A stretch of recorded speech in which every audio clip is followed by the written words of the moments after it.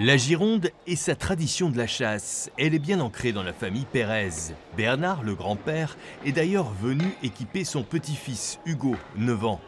Mon grand-père chassait, mon père chassait, moi je chasse et la relève est assurée. Chasseur mais en toute sécurité, Bernard Pérez a toujours privilégié cette règle, d'où l'intérêt de mettre des tenues bien visibles.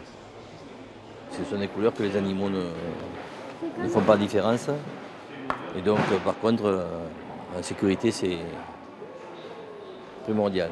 À une semaine de l'ouverture de la chasse, ces passionnés s'approvisionnent en cartouches et matériel divers. Ils s'exercent aussi sur des simulateurs de tir pour se mettre en tête les règles de bon sens. Les règles, c'est déjà d'être sûr du tir, de l'angle du tir, être sûr qu'il y ait bien les 30 degrés avant de tirer, quoi. Toujours calculer son partenaire sur la ligne, quoi. La sécurité, c'est un problème de tous les jours à la chasse. C'est d'abord s'assurer que son environnement ne présente pas de risques. Ça peut être des promeneurs, ça peut être des ramasseurs de champignons, ça peut être tout simplement une route où il y a de la circulation, des gens qui passent à vélo, ça peut être des maisons.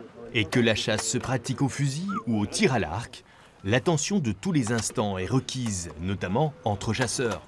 Il y a quelques règles de sécurité à respecter, par exemple au moment d'aller chercher les flèches, au moment du tir, toujours regarder autour de soi. La Fédération de chasse de la Gironde est l'une de celles qui se porte le mieux, première de France, avec plus de 40 000 adhérents.